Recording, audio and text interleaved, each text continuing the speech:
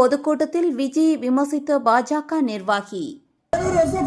போன்ற கக்கன் போன்ற நல்ல தலைவர்கள் தான் முதலமைச்சரா வரணும்.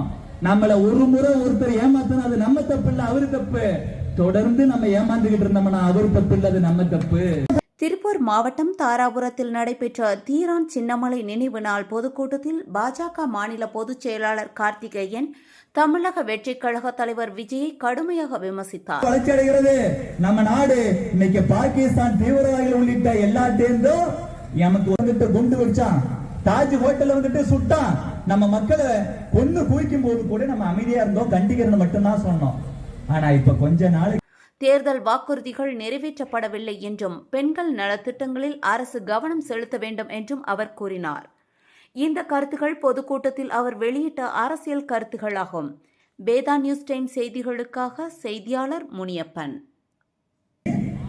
அவர் நல்லவரா இல்லைன்னா யாராச்சும் ஓட்டு போடுவாங்களா?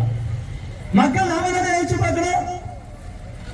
யார் சொல்றது நம்ப வேண்டாம், எதிர்கட்சிக்காரர் சொல்றது நம்ப வேண்டாம், பாரதிய ஜனதா கட்சிக்காரங்க நாங்க சொல்றது நம்பிக்கை.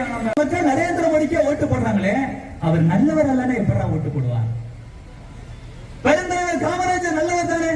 ஆதரவு கொடுக்காம அவன் செத்து போன புறம் புகழ்ந்தா நமக்கு என்ன நல்லது? அவங்களா எதையும் எதிர்பார்க்க மாட்டாங்க. காமராஜர் எதையும் எதிர்பார்க்கல. நான் வாழ்ற வரைக்கும் மக்களுக்காக உழைச்சார். என்ன தொடர்ந்து காரணம் என்ன? இவர் சினிமா நடிகர், இவருக்கு விவரம் தெரியாது. எப்படி என்ன பண்ணணும் தெரியவே தெரியாது. நடிப்புல அவர் நம்பர் 1 சூப்பர் ஸ்டார் ரஜினிகாந்துக்கு அப்புறம் விஜய் தான். பாரதிய ஜனதா கட்சிக்காரர் என்னைக்கு அரசியலுக்காக இல்லாத இருக்கணும், இருக்கிறத இல்லைன்னு சொல்ல மாட்டான். உண்மையை சொல்ற விஜய் சிறந்த நடிகர். ஆனா எப்படி சிறந்த முதலமைச்சரா இருப்பார்? சிறந்த முதலமைச்சரா இருந்தா நாங்க 3000 ரூபாய் கொடுத்தது மாதிரி 2500 ரூபாய் கொடுக்க ஆரம்பிச்சிருக்கணும். நாங்க இலவசமா பஸ்ல போகலாம் சொன்னது மாதிரி இவரும் இந்த மாதிரி செஞ்சிருக்கணும்.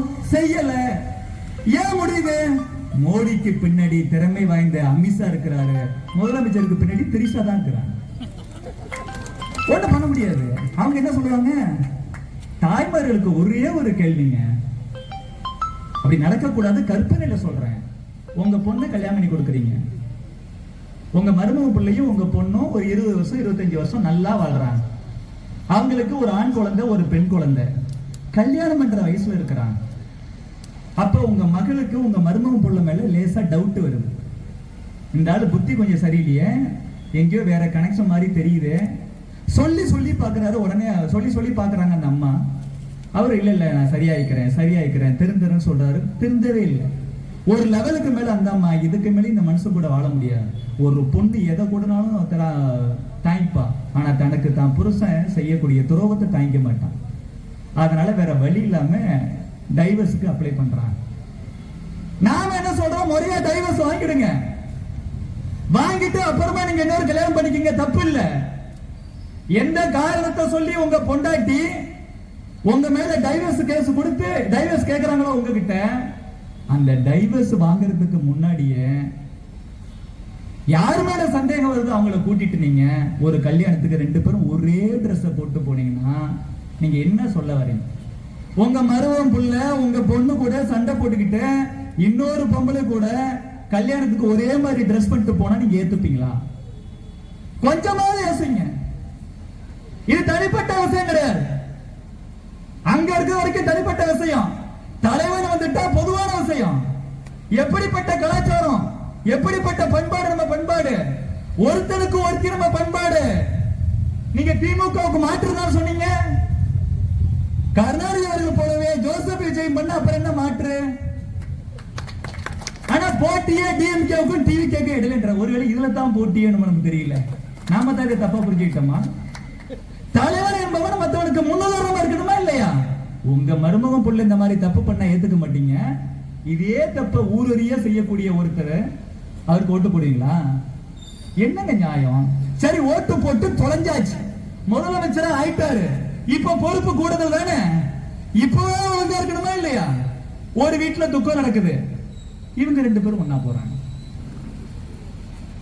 அப்ப என்ன அர்த்தம்? யாரா நீங்களா? தமிழ்நாட்டுக்காரங்களா? உங்களுக்கு என்னையா அறிவு இருக்கு?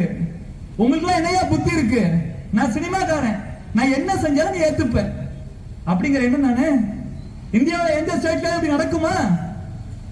தனி மனித ஒழுக்கம் இல்லாதவன் தலைவன் இல்லை, ஏத்துக்க முடியாது. நாட்டுக்காக கல்யாணம் கூட பண்ணிக்காம சில பேர் வாழ்றாங்க, பெருந்தலைவர் காமராஜர்ல இருந்து பிரதமர் மோடி வரைக்கும். ஆனா நீங்க சட்டத்துக்கு புறம்பா, நமது பண்பாட்டுக்கு புறம்பா இந்த மாதிரி பண்றீங்க. ஒரு முறை தவறு பண்ணிட்டோம், இனிமேல் ஜென்மத்திற்கு விஜயன் மட்டும் இல்ல, எந்த ஒரு அரசியல்வாதி ஒழுக்கம் கட்டவனா இருந்தாலும் அவனுக்கு ஓட்டு போடவே கூடாது. திரும்ப திரும்ப நம்ம பண்ணோம்னா உங்க பொண்ணை விட்டுட்டு உங்க மருமகன் இந்த மாதிரி தப்பு பண்ணவர் இது கேட்கறதுக்கு உங்களுக்கு உரிமை கிடையாது. உங்க பொண்ணுக்கும் அவர் ஹஸ்பண்ட் கேட்க முடியாது, ஏன்னா இந்த மாதிரி தப்பு பண்றீங்கன்னா நீ யாருக்கு ஓட்டு போட்ட? நான் விஜய் அண்ணாவுக்கு ஓட்டு போட்டேன். விஜய் அண்ணா மட்டும் என்னாலும் பண்ணலாம், நான் மட்டும் பண்ணக்கூடாதுன்னு கேட்ட என்ன சொல்லுவீங்க நீங்க? தயவு செய்து பெருமக்களே, இங்க பெரிய மாபெரும் தலைவர்கள் வாழ்ந்த பூமி இது. இந்தியாவில் எந்த மாநிலத்திலும் இல்லாத அளவுக்கு தமிழ்நாட்டில் மட்டும்தான் விடுதலை போராட்ட வீரர்கள் நிறைய பேர் இருந்திருக்கிறாங்க.